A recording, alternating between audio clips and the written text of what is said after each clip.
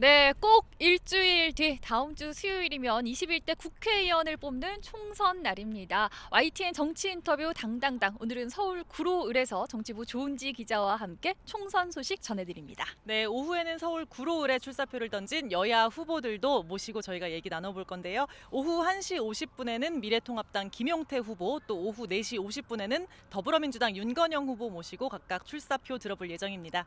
네, 지금 저희가 나와 있는 이곳 신도림역 바로 옆에 있는 신도림 테크노 공원인데요. 봄바람이 좀 불긴 하지만 야외에 나오니까 참 좋습니다. 이 구로 하면 사실 처음에는 이제 구로공단 이미지가 먼저 떠오르는 게 사실인데 의외로 빌딩 숲이네요. 정말 그래요. 네. 특히 여기 신도림역 주변은 뒤에 보시면 쇼핑몰도 있고요. 네. 아파트 단지도 있어서 신도시가 부럽지가 않습니다. 제가 최근에 구로을 총선 민심 탐방을 한번 했었거든요. 네. 그때 구로동 5개 동 그리고 가리봉동 신도림동까지 민심을 쫙 한번 훑었는데 네네. 유권자들 정말 할 말이 많으시더라고요. 네, 지역 민심 먼저 듣고 이야기 이어가겠습니다.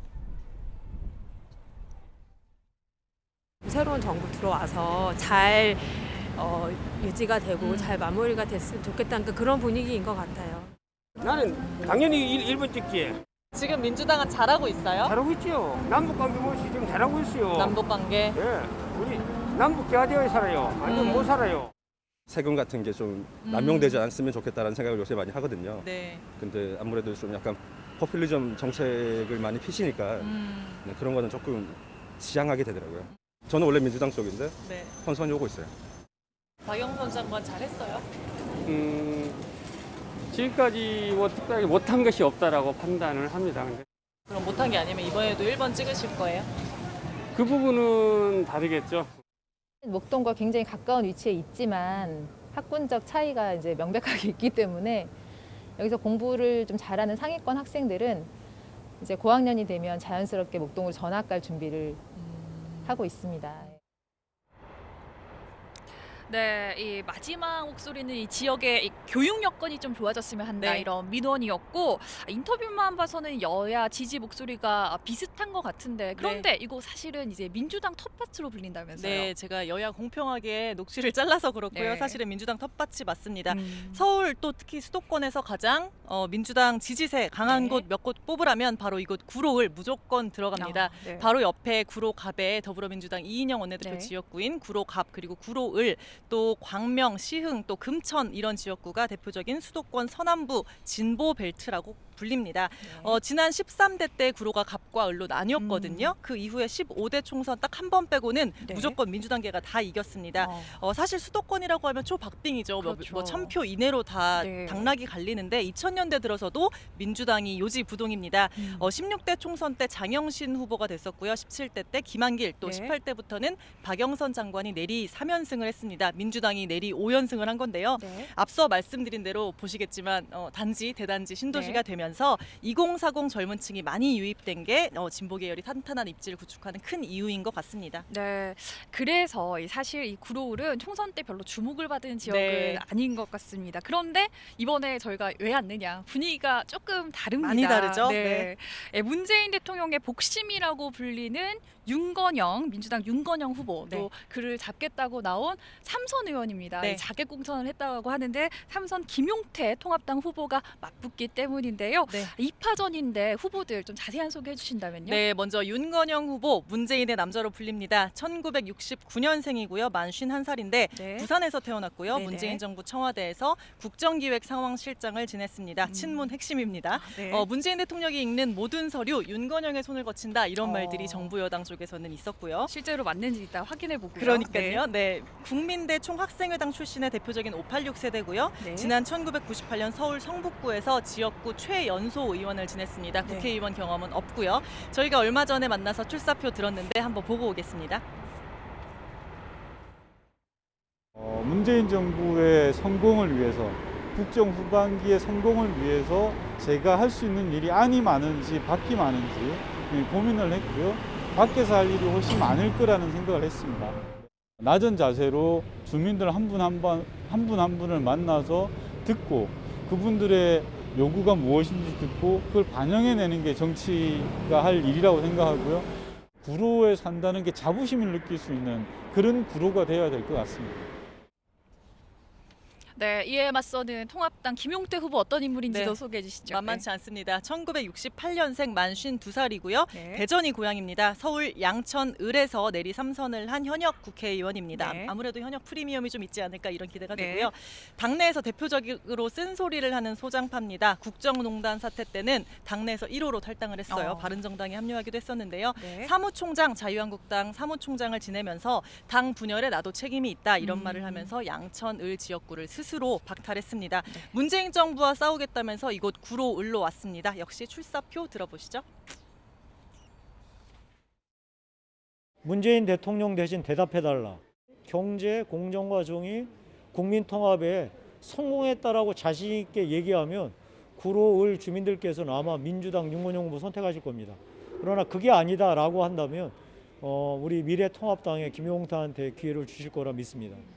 지역 발전을 위해 프로페셔널이냐 아마추어냐라고 주민들한테 심판받을 예정입니다. 사람 향기 나는 동네, 대한민국 경제와 미래를 책임지는 구로를 만들고 싶습니다.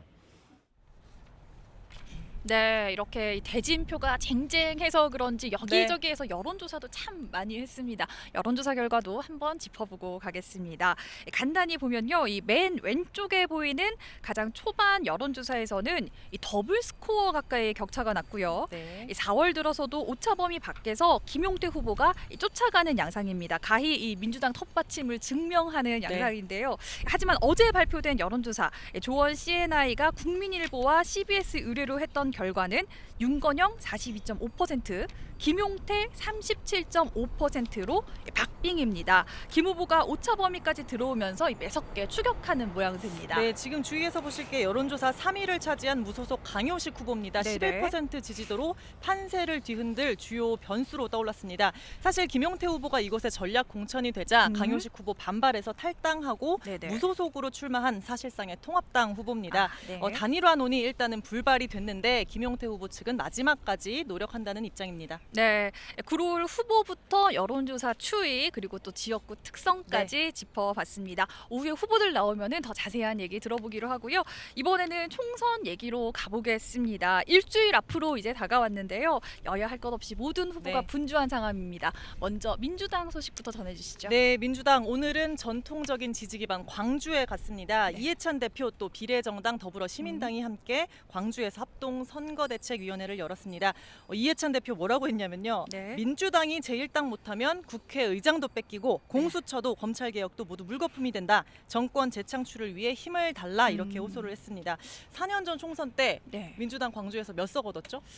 그때 좀 국민의당 돌풍이 불지 않았었나요? 네, 한 석도 못 얻었습니다. 네. 광주에 걸린 8석 가운데 국민의당이 8석을 모두 싹쓸이를 했고요. 네. 호남에 있는 28석 가운데 민주당은 25석을 모두 내줬습니다. 단 네. 3석을 얻는데 그쳤거든요. 그만큼 지금 승부처로 보고 있기 때문에 힘을 기울이는 모습이고요. 네.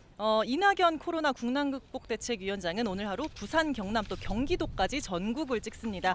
오전에 부산을 돌면서 우리 후보 일 좀 네. 시켜달라. 싸우는 네. 사람 말고 일하는 사람이 필요하지 않냐 이렇게 호소를 했는데 아무래도 전국구 스타인 만큼 반응이 굉장히 좋았다고 해요. 네.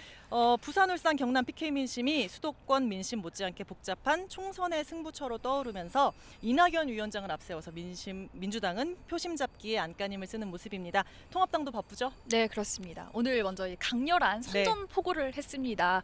총선을 일주일 앞두고 네. 김종인 총괄 선대위원장이 기자회견을 열었는데요. 이 자리에서 미래통합당이 확실한 과반을 차지할 수 있다고 호언장담했습니다. 김 위원장 오늘 경기도 시흥과 또 충남까지 훑을 계획입니다. 그리고 황교안 대표는 본인 선거에 집중하고 네. 있는 모습인데요.